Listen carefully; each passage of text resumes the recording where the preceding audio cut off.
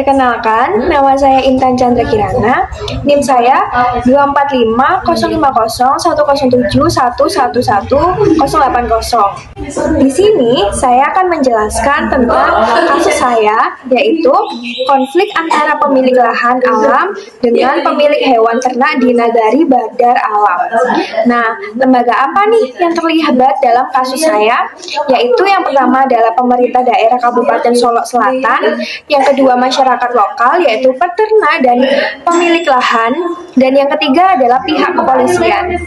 Nah, di sini saya akan menjelaskan tentang analisis fungsi lembaga dari kasus ini. Yang pertama adalah pada pemerintah daerah Kabupaten Solok Selatan. Pemerintah daerah ini berperan dalam pengendalian sosial dengan menyusun dan menegakkan peraturan untuk mencegah kerugian masyarakat. Mereka bertanggung jawab memenuhi kebutuhan dasar seperti pangan, pendidikan, dan kesehatan. Selain itu, pemerintah juga aktif dalam sosialisasi nilai norma dan program kepada masyarakat, serta menjaga identitas dan solidaritas budaya lokal dalam konflik. Pemerintah ini bertindak sebagai mediator untuk menciptakan penyelesaian yang adil dan damai. Yang kedua adalah masyarakat lokal, yaitu peternak dan pemilik lahan. Masyarakat lokal menjaga pengendalian sosial dengan memanfaatkan lahan secara bijak, mencegah konflik, dan menjaga kesehatan ternak. Mereka berkontribusi pada pemenuhan kebutuhan dasar seperti pangan hewani dan pertanian, mendukung ketahanan pangan daerah dalam sosialisasi mereka berbagai pengetahuan melalui komunitas peternak. Identitas dan solidaritas dijaga melalui tradisi, gotong royong, dan kerjasama. Konflik diselesaikan melalui musyawarah dan melibatkan tokoh masyarakat. Yang ketiga adalah pihak kepolisian. Polisi ini berperan dalam pengendalian sosial dengan menegakkan hukum untuk menjaga ketertiban. Mereka mendukung pemenuhan kebutuhan dasar dengan menciptakan kondisi aman yang memungkinkan masyarakat menjalankan aktivitas sehari-hari. Polisi juga melakukan sosialisasi terkait hukum dan keselamatan, menjaga identitas nasional melalui nilai Pancasila, dan menjadi mediator dalam konflik, memastikan penyelesaian sesuai hukum yang berlaku. Lalu, saya akan menjelaskan beberapa ciri-ciri umum lembaga terkait, yaitu yang pertama adalah ciri lembaga pemerintah daerah Kabupaten Solok Selatan. Pemerintah daerah memiliki tata kelakuan untuk mengatur wilayahnya dengan pedoman pada peraturan dan kebijakan tertulis maupun tidak tertulis. Sebagai lembaga yang kekal, mereka terus beroperasi demi menjaga ketertiban, keamanan, dan kesejahteraan masyarakat. Didukung alat kelengkapan seperti dinas sekretariat dan badan-badan terkait. Pemerintah juga memiliki lambang resmi sebagai identitas kelembagaan. Yang kedua adalah ciri lembaga masyarakat lokal, yaitu peternak dan pemilik lahan. Lembaga masyarakat lokal ini bersifat fleksibel, mengikuti perubahan nilai dan norma dengan tradisi yang tertulis maupun tidak tertulis seperti adat istiadat dan norma sosial. Aktivitas seperti gotong royong dan musyawarah menjadi kebiasaan utama, bertujuan menjaga keharmonisan masyarakat. Tidak memiliki lambang resmi, lembaga ini melandaskan tradisi budaya lokal. Yang ketiga adalah ciri lembaga hukum, yaitu Kepolisian Kabupaten Solok Selatan. Kepolisian memiliki tata kelakuan yang menetapkan standar hukum demi ketertiban dan keamanan. Sebagai lembaga kekal, mereka bertugas permanen melindungi dan mengayomi masyarakat, didukung alat kelengkapan seperti kendaraan, peralatan komunikasi, dan fasilitas lainnya. Mereka memiliki lambang resmi dan tradisi tertulis seperti undang-undang dan prosedur hukum yang menjadi pedoman kerja. Nah, berikut adalah analisis fungsional lembaga, yaitu hubungan lembaga pemerintah daerah dengan masyarakat. Terjalin melalui pengaturan, pengawasan, dan penegakan peraturan terkait pemeliharaan ternak. Pemerintah juga bekerja sama dengan kepolisian untuk memastikan masyarakat memahami dan mematuhi aturan tersebut. Di sisi lain, masyarakat mengandalkan kepolisian untuk perlindungan dan penyelesaian konflik. Dalam analisis ini namanya conformity, sebagian masyarakat menaati aturan dengan menjaga ternak di malam hari dan menyelesaikan konflik melalui musyawarah.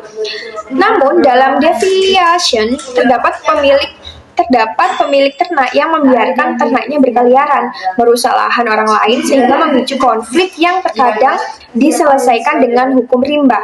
Akibatnya, lemahnya penegakan hukum. Nah, di sini saya akan menjelaskan tentang pihak berkuasa apa saja.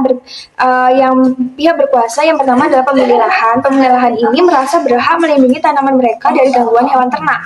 Dalam situasi konflik, mereka sering sekali mengambil tindakan seperti mengusir atau bahkan melukai hewan ternak yang masuk ke dalam lahan mereka.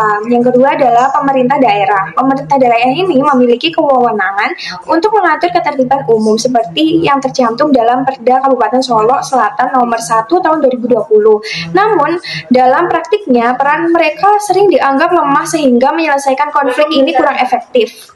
Pihak yang dikuasai adalah yang pertama adalah pemilik hewan ternak. Pemilik hewan ternak ini berupaya untuk mempertahankan hak merumput, tetapi sering dianggap lalai jika hewan mereka merusak tanaman orang lain. Mereka harus mengikuti aturan yang ada untuk mencegah kerugian pada pemilik lahan. Yang kedua adalah masyarakat umum. Masyarakat umum ini hanya menjadi saksi konflik tanpa peran aktif dalam penyelesaiannya. Karena lemahnya penegakan aturan, konflik sering diselesaikan secara informal melalui pendekatan hukum hutan. Nah, yang kedua adalah saya akan menjelaskan tentang dimensi kekuasaan. Dimensi kekuasaan ini dalam konflik ini mencerminkan kombinasi antara legalitas dan ilegalitas serta cenderung menuju anarki. Yang pertama adalah legal dan ilegal. Pemerintah memiliki dasar hukum melalui perda untuk mengatur konflik, tetapi lemahnya penegakan aturan membuat masyarakat bertindak ilegal seperti menangkap atau melukai ternak yang merusak lahan mereka. Yang kedua adalah anarki. Minimnya otoritas efektif menyebabkan masyarakat mengandalkan hukum rimba untuk melindungi kepentingan mereka. Konflik ini sering diselesaikan secara mandiri tanpa aturan formal yang jelas. Yang ketiga adalah dalam konflik di Nagari Bidar Alam, saluran kekuasaan yang dominan itu meliputi yang pertama politik. Pemerintah memiliki kekuasaan melalui perda, tetapi lemahnya implementasi membuat perannya tidak efektif. Yang kedua adalah tradisional. Masyarakat mengandalkan norma lokal yaitu hukum rimba untuk menyelesaikan konflik secara mandiri. Yang ketiga adalah ideologi. Keyakinan tentang hak atas tanah dan ternak mendorong tindakan masing-masing pihak saat aturan formal tidak berjalan.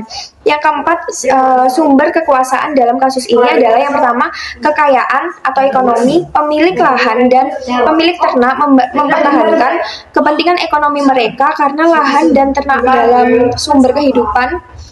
Terus yang kedua, status sosial atau tradisional. Kedua pihak ini memiliki kekuasaan berdasarkan status sosial di komunitas untuk melindungi aset mereka. Yang ketiga adalah wewenang legal. Pemerintah daerah memiliki wewenang legal melalui perda meskipun penerapannya lemah sehingga kurang efektif. Yang kelima adalah unsur-unsur kekuasaan dalam konflik antara pemilik lahan dan ternak di Nagari Bidar Alam, yaitu trust atau kepercayaan relevan dalam menjaga hubungan sosial, namun sering terganggu oleh saling menyalahkan dan lemahnya penegakan aturan. Yang kedua adalah fear atau ketakutan, muncul terkait kerugian lahan atau potensi konflik, sementara love dan worship tidak secara langsung terlibat. Yang keenam adalah cara mempertahankan kekuasaan. Untuk mempertahankan kekuasaan dalam konflik ini, pemilik lahan dan ternak yang pertama penegakan aturan.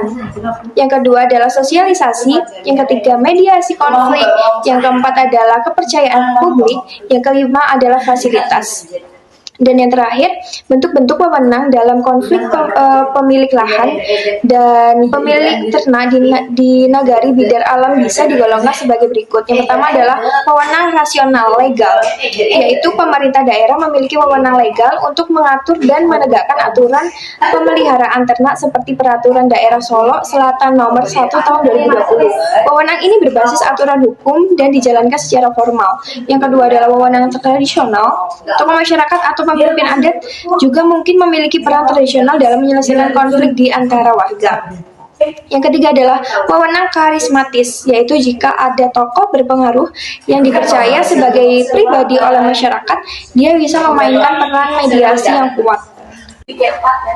Saya akan menjelaskan tentang analisis, regulasi, dan kebijakan dalam sektor peternakan.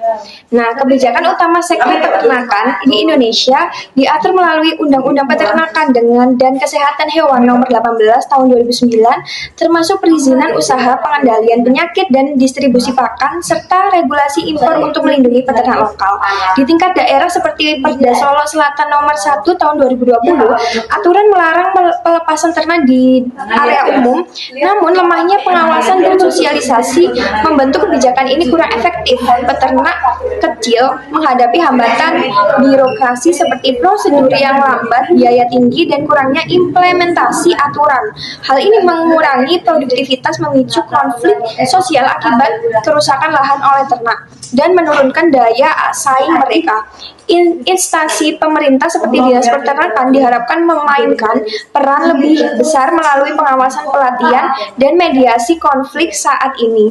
Peran mereka masih minim, terutama dalam menyosialisasikan aturan dan memberikan solusi nyata, solusi jangka panjang, yaitu mencangkup penguatan institusi lokal, reformasi birokrasi, dan pelibatan aktif masyarakat peternak. Yang terakhir, saya akan menjelaskan tentang analisis perubahan sosial dalam konflik di nagari bidar alam. Perubahan terjadi pada kesadaran sosial masyarakat tentang tanggung jawab memelihara ternak dan regulasi formal melalui Perda Nomor 1 Tahun 2020. Meskipun implementasinya masih lemah, saluran perubahan sosial melibatkan pemerintah daerah yang telah mengeluarkan perda, namun penerapannya kurang efektif dan masyarakat lokal ini cenderung bertindak mandiri secara profesional. Lemahnya penegakan aturan menjadi pemicu utamanya, menyebabkan kesadaran masyarakat untuk mengelola ternak tidak tumbuh.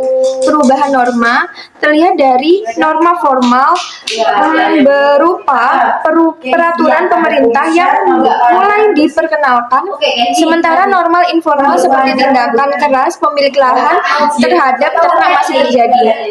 Reintegrasi belum sepenuhnya tercapai karena konflik terus berlangsung, akibatnya kurangnya mediasi dan penegakan aturan. Secara klasifikasi, perubahan sosial bersifat lambat karena kesadaran masyarakat tidak berubah signifikan, namun juga cepat saat konflik memuncak, memaksa tindakan langsung dari pemilik lahan.